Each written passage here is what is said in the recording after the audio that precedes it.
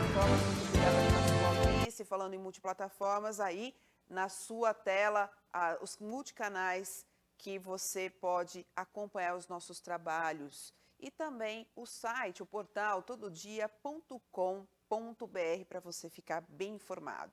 E vamos começar então hoje o Todo Dia News, segunda edição desta quarta-feira, falando aí sobre, abrindo as notícias, né, do Brasil e do mundo produzidas pela TV Brasil. O governo eleito, o presidente Lula, tem uma agenda aí de reuniões em Brasília. Portanto, o presidente eleito Luiz Inácio Lula da Silva cumpre a agenda hoje em Brasília, nesta primeira passagem pela capital do país, depois da eleição em 30 de outubro. Na agenda estão reuniões com os presidentes da Câmara dos Deputados, Arthur Lira, e do Senado, Rodrigo Pacheco. Vamos ver a reportagem da TV Brasil.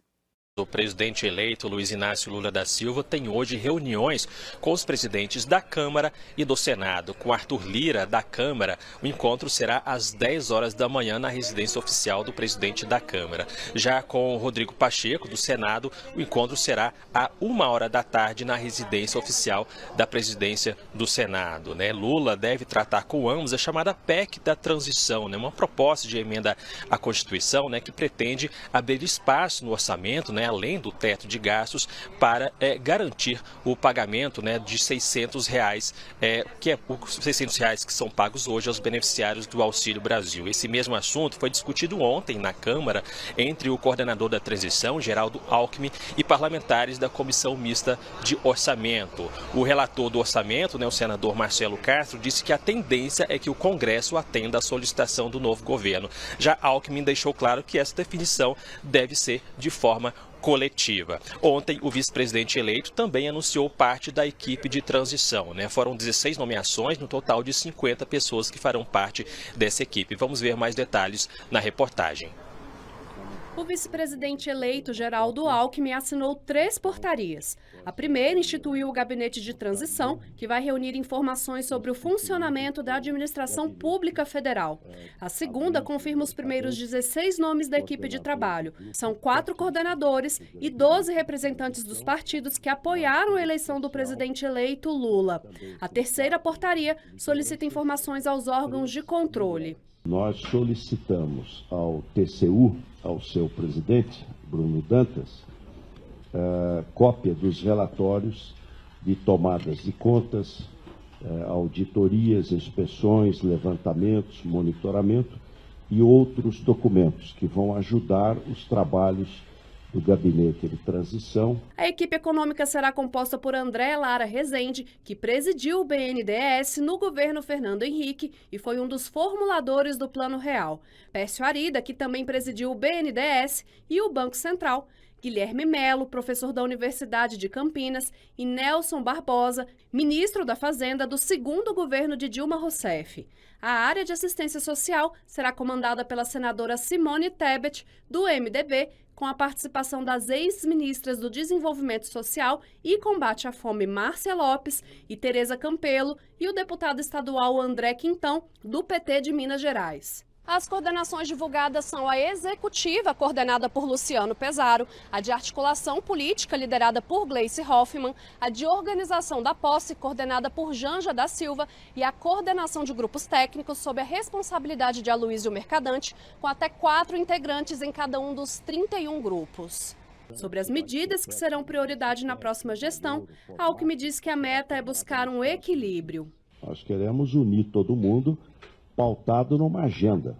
O importante é o balizamento, garantir essa questão social que é central e, de outro lado, ter uma agenda de competitividade, O Brasil crescer, poder gerar mais emprego, não são questões incompatíveis, elas até se complementam.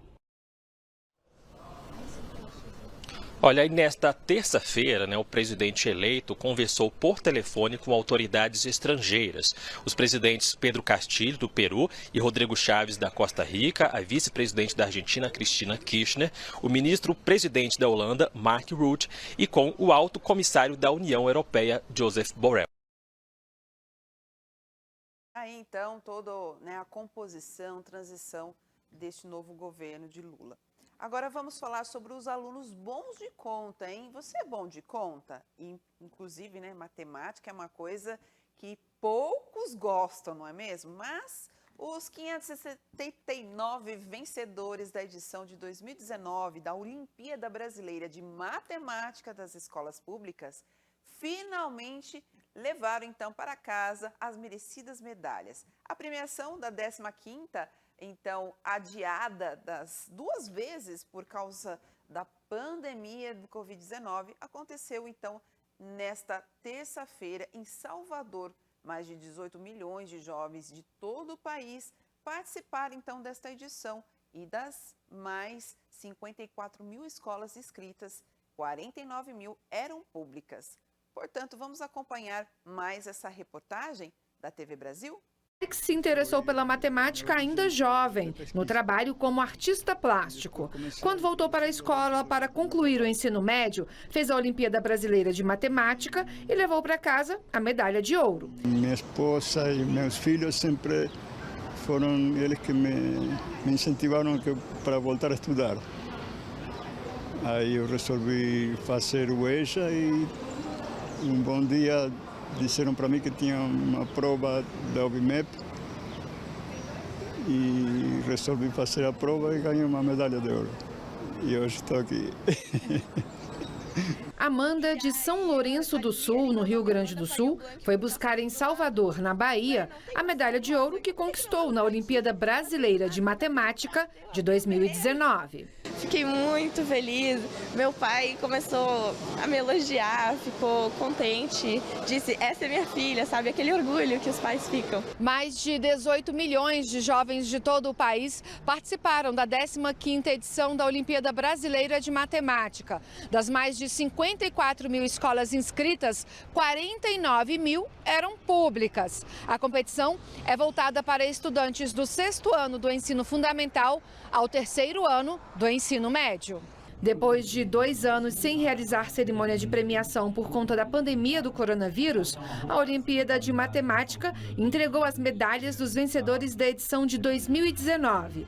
Ao todo, 579 alunos de todo o país foram condecorados. Quase que um voltar à vida e poder conviver com essas caras entusiasmadas, pessoas jovens, cheias de talento e com um futuro brilhante à frente deles. É uma enorme alegria para todos nós.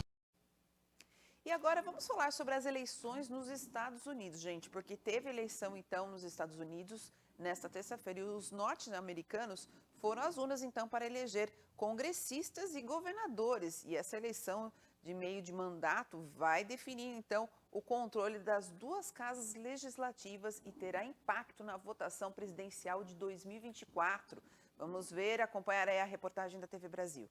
A eleição, chamada de midterms ou meio de mandato, costuma ser um teste para o presidente em exercício. E raramente o ocupante da Casa Branca consegue manter maioria nas casas legislativas. Desta vez, segundo as pesquisas, não deve ser diferente. Os democratas do presidente Joe Biden e que detêm o controle da Câmara devem perder a maioria. No Senado, a eleição está apertada. Caso os republicanos dominem as 2 casas, os próximos 2 anos de Joe Biden no governo devem ser muito difíceis. E o ex-presidente Donald Trump, que já manifestou o desejo de concorrer a mais um mandato, sairá fortalecido. Ontem, durante o último evento de campanha, Joe Biden afirmou que uma vitória republicana poderá abalar as instituições democráticas do país. A democracia está literalmente nas urnas, disse. Já Donald Trump, em um comício na Flórida, voltou a repetir a tese de que ganhou as eleições em 2020. Eu concorri 2 vezes e ganhei 2 vezes. Agora, para tornar nosso país bem-sucedido, seguro e glorioso, provavelmente terei que concorrer novamente, disse. Joe Biden teve a popularidade abalada desde a última eleição por causa da inflação alta, uma das maiores na história do país. Além da economia, o tema do aborto dominou a campanha depois que a Suprema Corte derrubou uma decisão que tornava o procedimento legal em todo o país. Essa eleitora do estado de Ohio diz que defende a liberdade de escolha das mulheres e veio votar para que sua voz seja ouvida. Essa outra, também de Ohio, diz que a questão mais importante para ela nessas eleições é votar a favor da vida, que significa que ela é contra o aborto. Nos Estados Unidos, os estados têm autonomia para decidir sobre diversos assuntos. Por isso, além da escolha dos representantes, em muitos locais haverá plebiscitos sobre temas como legalização do aborto, legalização da maconha e a possibilidade de que presos trabalhem sem remuneração. Muito bem. Só para a gente dar uma atualização aí para os nossos telespectadores, apesar de ter tido aí uma boa votação, boas cadeiras, né? Mas não foi o suficiente, foi bem apertado aí em relação aos democratas. Então, os republicanos estão um pouquinho, acho que, decepcionados, achavam que ia ter mais aí votos, portanto, a gente tem essa atualização aí para vocês.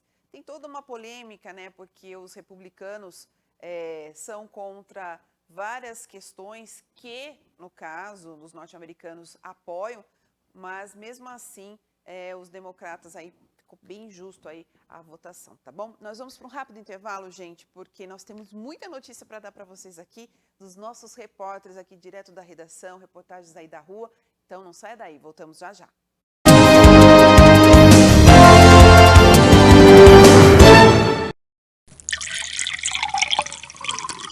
Você já bebeu água hoje? Sem ela não há vida. A hidratação é essencial para o nosso corpo. A água tem várias funções, entre elas a de eliminar o que é prejudicial para a nossa saúde. Não é preciso esperar sentir sede para beber água. O consumo deve ser distribuído em porções ao longo de todo o dia. A quantidade que precisamos ingerir depende de fatores como a idade, peso, atividade física, clima e temperatura ambiente. Quer dicas para lembrar de beber água? Use o celular como despertador para lembrá-lo de beber água. Leve com você uma garrafinha para ajudar a contar o total de água ingerida no dia. Se tem dificuldade em beber água pura, faça a saborização com rodelas de limão, abacaxi ou laranja. De onde vem o dinheiro? Como funciona o cartão de crédito? Poupança, investimentos, juros? Tudo isso é muito complicado, certo? Errado. Complicado é crescer sem entender essas coisas. Saber a importância de poupar, de investir e de sonhar pode mudar o futuro de uma pessoa. Por isso, o governo federal, por meio do Ministério da Educação, criou o programa Educação Financeira nas Escolas, que vai oferecer aos professores cursos gratuitos de ensino de educação financeira, produzidos pela CVM e parceiros.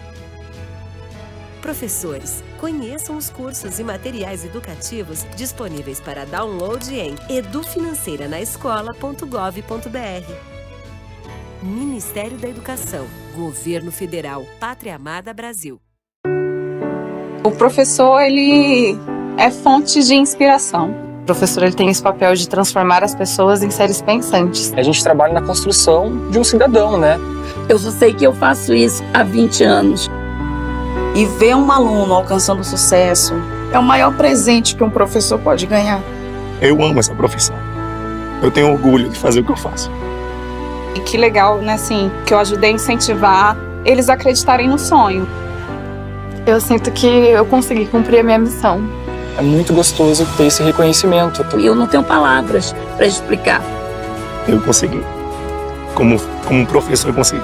Professores são inspiradores e mudam o futuro dos estudantes. Por isso, o Governo Federal, por meio do Ministério da Educação, oferece cursos de aperfeiçoamento, especialização e formação continuada de professores no AVAMEC. Ministério da Educação, Governo Federal, Pátria Amada Brasil.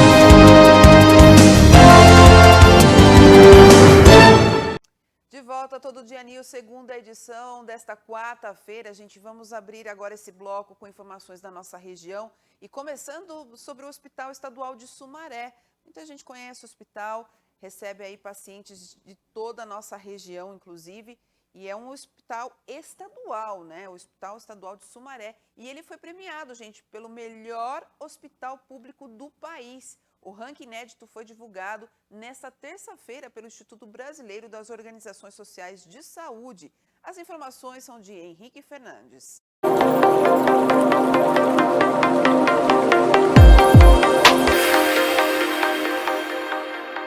O Instituto Brasileiro das Organizações Sociais de Saúde premiou o Hospital Estadual de Sumaré como o melhor hospital público do país.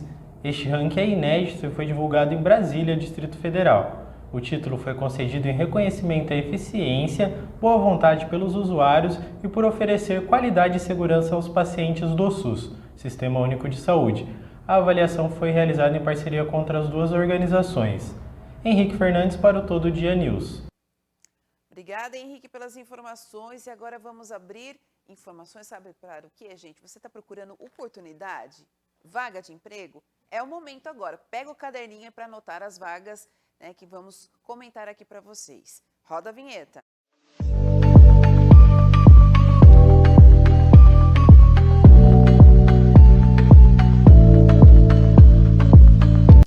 E a FATEC, Faculdade de Tecnologia de Americana, está com 560 vagas abertas em 7 cursos gratuitos para o vestibular do primeiro semestre de 2023. As inscrições seguem até o dia 15 de dezembro pelo site que vai aparecer aí no seu GC, aí no seu televisor, vestibularfatec.com.br, tá? As inscrições têm uma taxa de R$ 91,00 e o exame acontece em 8 de janeiro, às 1h da tarde. Os locais de prova serão divulgados 3 dias antes da aplicação, no dia 5. A lista de convocação, gente, com a primeira chamada, está prevista para o dia 18. Os cursos são oferecidos em 3 áreas: Tecnologia da Informação, Têxtil e Gestão no Campo da Tecnologia, que são 3 cursos: Análise e Desenvolvimento, também de Sistemas, com 40 vagas no período da manhã e 40 no período da tarde. Segurança da Informação tem 40 vagas no matutino e 40 no noturno. E Jogos Digitais com 40 vagas no período da noite. E a área Têxtil, gente, conta com 2 cursos: o de Produção Têxtil, com 40 vagas no noturno, e Design de Moda, com 40 vagas no matutino. E na área de Gestão, são oferecidas as graduações em Gestão Empresarial, com 40 vagas para cada período, matutino e noturno. E também outras 40 oportunidades na modalidade de ensino à distância, além do curso de Logística, também com 40 vagas no matutino e 40 no noturno. Portanto, você aí tem essa oportunidade para poder fazer uma graduação, uma especialização e continuar aí a caminho se profissionalizando, se capacitando, né? E vamos falar agora sobre vagas de emprego em Nova Odessa, porque o posto local do trabalho de Nova Odessa, então mantido aí pela Prefeitura, através da Secretaria de Desenvolvimento Econômico, está recebendo currículos para a seleção de 17 profissionais para iniciativa privada em funções distintas. Os interessados devem enviar currículo nesta quinta-feira, portanto, amanhã, dia 10, para o e-mail que aparece aí no seu televisor, ptrabalho@novodessa.sp.gov.br, e lá você tem que pôr a especificação da função interessada, título do e-mail, tá bom? Então, faça aí o seu e-mail, se cadastre, mande o seu currículo. Essa entrega do currículo também pode ser feita presencialmente, das 8h30 às 11h30 da manhã, na sede da unidade, que fica na Rodoviária Municipal de Nova Odessa, localizada na Rua Rio Branco, número 699, no centro aí de Nova Odessa, tá bom? Então, mais informações também podem ser obtidas pelo telefone 3466-1902. Mas atenção, as vagas são para pessoas com experiência e para moradores de Nova Odessa, ok? E falando ainda na cidade de Nova Odessa, sobre a cidade de Nova Odessa, vocês já ouviram falar sobre o censo 2022, né? O censo, o famoso censo, e que em Nova Odessa ele está atuando aí, está tendo um treinamento. Pois é, o censo 2022 do IBGE, Instituto Brasileiro de Geografia e Estatística, foi prorrogado então até dezembro e visando concluir aí a pesquisa no prazo estipulado. O órgão está treinando uma nova equipe de recenseadores para efetuar coleta de dados junto à população de Nova Odessa. O treinamento da turma de 11 pessoas está acontecendo ao longo da semana nas dependências da ITEC, Escola Técnica Estadual, situada no Jardim Capuava. Ao todo, o IBGE já contava aí com 19 recenseadores na execução dos trabalhos no município, além de 5 supervisores depois de treinamento. A equipe, então, saltará para 35 pessoas aí trabalhando em prol desse censo 2022. Até o momento, o IBGE já concluiu o censo 2022 em aproximadamente 57% das residências e estabelecimentos de Nova Odessa. Mais informações sobre o censo 2022 na cidade podem ser conferidas no portal censo2022.ibge.gov.br/acompanhamento-de-coleta. Aí você vê, porque tem um HTML aí, então você copia certinho para você conferir então como funciona o censo, tá? E a gente vai seguir aqui o nosso jornal, nós não vamos chamar o intervalo de agora, mas nós vamos chamar aí o plantão policial.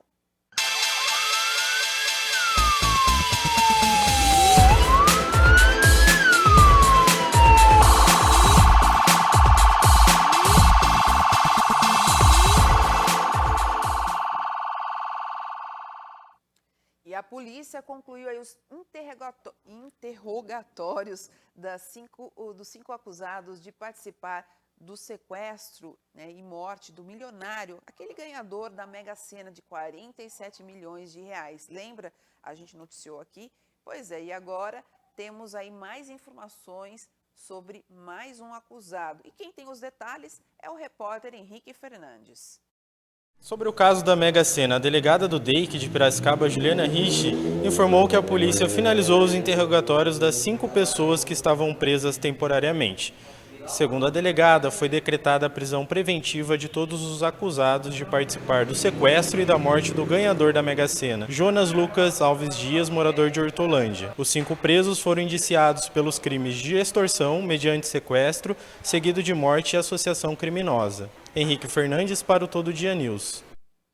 Obrigada, Henrique, por mais aí, né, um desenvolvimento deste caso, porque nossos telespectadores querem saber, porque foi um acontecimento que foi noticiado aí, todo mundo queria saber mais informações aí. Bom, agora um outro caso, gente, que envolveu uma escola aqui na cidade. 2 ocorrências policiais, então, para que você possa acompanhar a partir de agora. A primeira é sobre uma briga entre 2 alunos em frente à escola em que estudam na cidade aqui de Americana, aqui perto, inclusive, da sede da TV Todo Dia, Risoleta, a famosa Risoleta, e que resultou, então, em ferimento, a faca na vítima. E uma outra notícia, uma mulher que foi atropelada por moto em Sumaré. Acompanhe, então, essas 2 ocorrências narradas aí pela repórter Natália Lima. Um garoto de 13 anos foi atingido por golpes de faca durante uma briga com outro adolescente de 14 anos em frente à Escola Estadual Professora Risoleta Lopes Aranha, no Jardim São Domingos, em Americana, na tarde desta terça-feira. De acordo com a Guarda Municipal, a confusão teria acontecido por causa de um jogo. A diretora da escola informou aos guardas que os 2 alunos haviam entrado em luta corporal em frente à escola e populares conseguiram separá-los, onde notaram que um dos adolescentes estava ferido e foi socorrido pelo SAMU e levado até o Hospital Municipal Dr. Valdemar Tebaldi. O outro aluno foi ouvido pela Gama e entregou aos patrulheiros as armas usadas para ferir o colega, um punhal e uma faca. O adolescente que foi ferido recebeu alta do hospital e os responsáveis foram informados sobre o ocorrido e chamados até o Centro Policial Judiciário, onde foi registrado o BO. Já em Sumaré, também na tarde de ontem, uma mulher foi atropelada por um motociclista no bairro Vila Carlota. Com o impacto, ela foi arremessada e bateu o corpo na lateral de um carro. O motociclista não prestou socorro e fugiu do local. O SAMU foi acionado e a mulher foi socorrida consciente e levada ao hospital. Natália Lima para o Todo Dia News. E a gente tem aqui um posicionamento da Secretaria de Educação sobre o caso aí da escola. A Secretaria, então, da Educação do Estado de São Paulo repudia toda e qualquer forma de agressão e de incitação à violência dentro ou fora das escolas. A equipe do Programa de Melhoria da Convivência e Proteção Escolar, Conviva SP, presta todo o apoio, então, à unidade. A gestão escolar tomou as medidas cabíveis e socorrendo, então, o aluno e acionando a Polícia Militar, além de registrar o boletim de ocorrência. O Conselho Tutelar foi acionado e os responsáveis pelos alunos foram chamados. A escola coloca à disposição dos estudantes o atendimento pelo programa psicológico aí na educação e se autorizado pelos seus responsáveis. Que coisa, hein, gente? E vamos falar agora de um outro assunto polêmico, sobre racismo, né? A técnica de enfermagem Rosana Rezende denunciou, então, uma colega de trabalho no Hospital dos Servidores, no centro do Rio de Janeiro, após presenciá-la usando uma caneca com os dizeres. Vocês vão ver a imagem dessa caneca. Ku Klux Klan. Uma referência ao grupo americano que perseguia e matava negros e apoiadores do movimento por igualdade racial. Essa colega, identificada aí como Maria Romualdo do Amaral, usava a caneca durante os intervalos de trabalho e chegou a ser alertada sobre o assunto. Porém, ignorou os conselhos e ainda comentou que não se importava com as reclamações. Abre aspas. Não ligo para a sua vida. O grupo exterminava pessoas como você, que também não ligava para a sua vida. Por não ter, então, atendido aí para que a técnica se desfizesse da caneca, Rosana, então, levou o caso para a ouvidoria do hospital, que informou que o uso da caneca seria, abre aspas, liberdade de expressão. Rosana, então, acionou o sindicato, que a levou o assunto aí à diretoria do hospital. Em pronunciamento, o hospital informou que está apurando o caso. E, abre aspas, não compactua com qualquer tipo de manifestação racista. Tá aí, então, mais um caso de racismo e que a gente traz aqui para vocês. Coisas que parecem ser pequenas, mas que podem afetar, assim, os colegas de trabalho e ficar numa situação muito delicada, não é mesmo? Bom, gente, agora nós vamos para uma notícia sobre um acidente e essa notícia ela é nacional, tá? Internacional. No Colorado, nos Estados Unidos, um trem atropelou um carro da polícia que estava parado em cima dos trilhos. Uma mulher estava detida dentro da viatura. A mulher, de 20 anos, havia sido presa por suspeita de uso de arma de fogo. Exatamente. Vamos ver, então, a reportagem da TV Brasil. O acidente aconteceu no Colorado. A mulher de 20 anos havia sido detida por 2 policiais por suspeita de uso de arma de fogo. Ela foi algemada e encaminhada para a viatura estacionada sob a linha férrea. Enquanto um dos agentes verificava o veículo, a colega o alertou sobre a aproximação do trem. Enquanto ele se afasta, o trem atinge em cheio a viatura com a suspeita dentro. Autoridades informaram que a jovem ficou gravemente ferida, mas não corre risco de vida. O caso está sob investigação. Pois é, então mais essa notícia para a gente finalizar aqui, as notícias policiais, mas agora a gente vai entrar para o esporte. Roda a vinheta!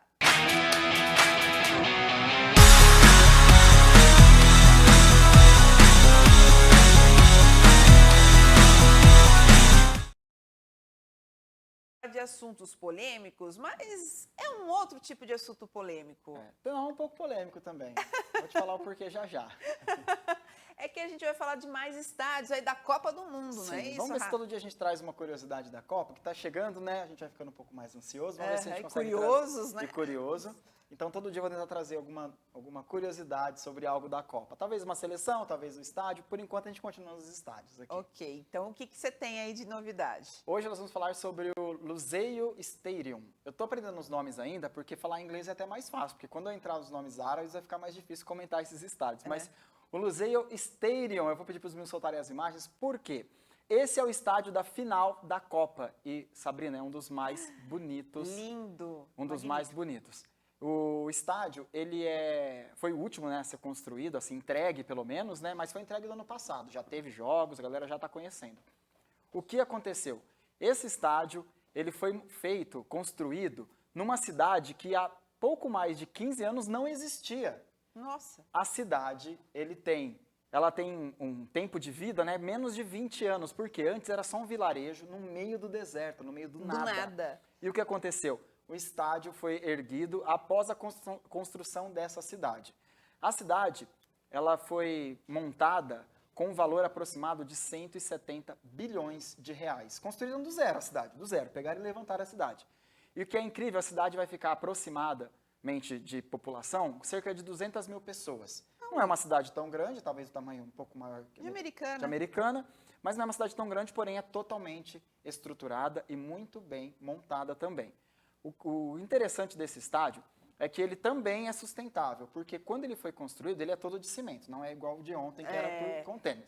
Mas ele foi preparado para não atingir nenhum trabalho químico no solo, para não interferir na região em si, né, com questões de desmatamento, alguma coisa lá, a gente sabe que tem pouca árvore, mas assim, tudo foi montado e pensado para ele ser sustentável também após o seu uso. Sempre pensando no meio ambiente, né? Sempre pensando. O que vai acontecer quando o estádio for devolvido, quando a Copa acabar? Eles vão utilizar o estádio para colocar escolas, clínicas médicas, um centro de esportes, enfim, eles vão utilizar o estádio também para o comércio da cidade. Não vai ser outro elefante branco. Não vai ser. E muito legal que ele é bem futurista. A imagem dele, né, a imagem e a estética dele, né, é toda montada com as típicas tigelas árabe, né? Então ela tem um aspecto diferente, né? As cores são bem bonitas. Vai ser um dos grandes estádios aí para a gente acompanhar os jogos da Copa. Aliás, o Brasil tem 2 jogos nesse estádio na fase preliminar. O primeiro e o último jogo é ali. O segundo é naquele que a gente mostrou ontem. E a final do jogo, eu espero que o Brasil esteja também, a final da Copa vai ser nesse estádio também. Ele recebe jogos de todas as fases, desde a primeira fase até a fase final, ou seja, vai ter semifinal, vai ter quartas, vai ter oitavas, tudo nesse estádio. Porém, ele é o estádio da final do Mundial também. Vamos torcer então para o Brasil e até a final estar lá, tomara, né? Com certeza. Tudo bem, então, é isso? É isso, tranquilo. Amanhã eu trago mais novidades. Mais novidades, gente. Fique atento aí, porque Copa do Mundo, tá chegando. Então, a gente vai sempre trazer aqui, o Rafael vai sempre preparar alguma coisinha para vocês de curiosidade. Combinado? Até mais. Até mais, é isso aí. E agora a gente vai rodar a vinheta Previsão do Tempo.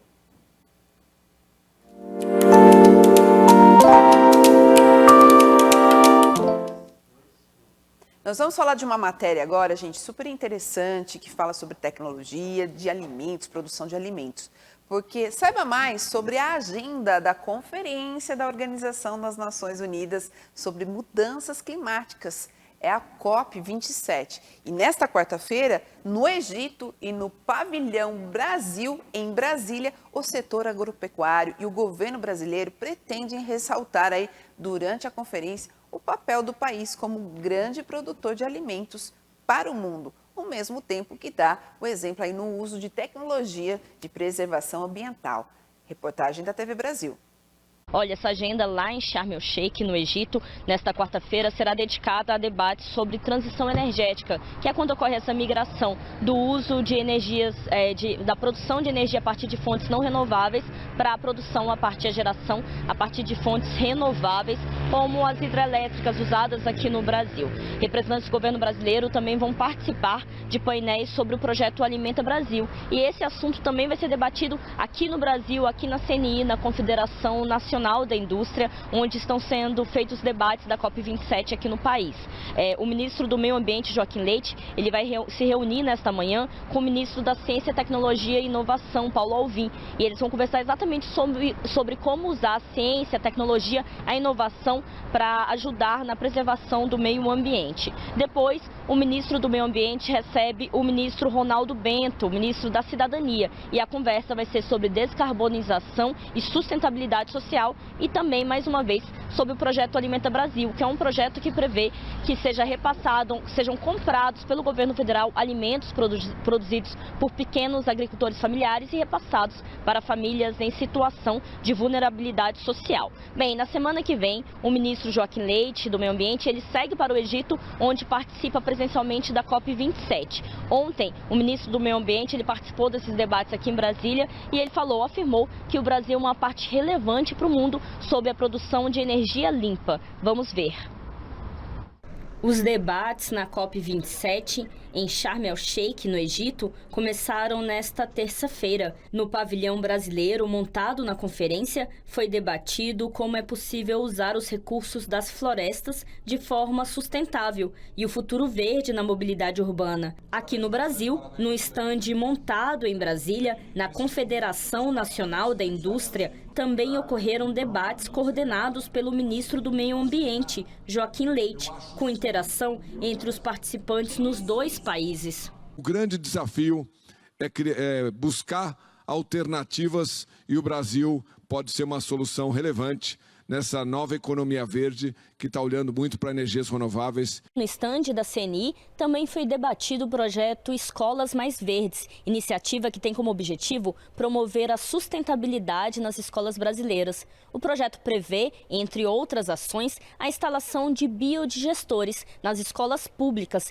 que usam matéria orgânica para a produção de biogás e biofertilizantes. Sabemos a importância, né, ministro, de levar para dentro da escola a educação ambiental, porque a gente tem que começar cedo, a criança criar a consciência da preservação, a consciência da sustentabilidade, a mudança de hábitos. Também foi discutido o mercado de capitais e ativos ambientais. Segundo o governo federal, a economia brasileira está alinhada com o meio ambiente. Nós, então, damos todos aqueles que protegem um incentivo econômico ainda maior para que se proteja ainda mais, melhorando a forma que nós cumprimos as nossas compensações, as nossas obrigações e dando direitos para todos aqueles que precisam, seja o pequeno agricultor, seja a cooperação de reciclagem, que passa a ter um novo instrumento para proteger ainda mais a nosso meio ambiente e, além disso, melhorar seu sustento. Muito bem, agora nós vamos dar a nota de falecimento aí de Gal Costa. Essa cantora que todo mundo sabe do trabalho dela, Gal Costa, que morreu aí na manhã desta quarta-feira, então, aos 77 anos. A causa da morte ainda não foi divulgada. A informação foi confirmada ao G1 pela assessoria da cantora. Vem viver outra vez ao meu lado. Não consigo dormir sem teu braço,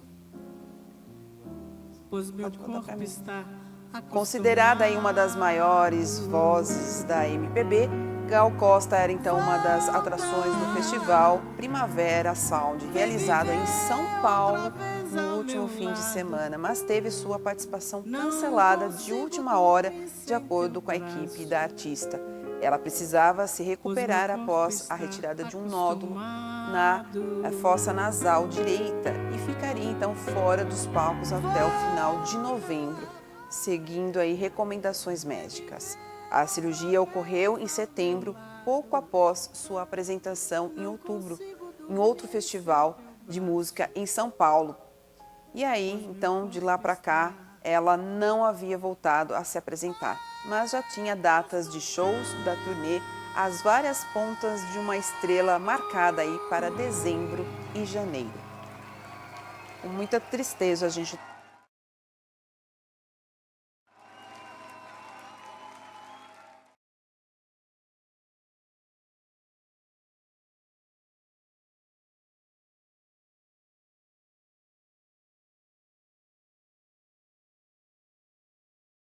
Boldrini.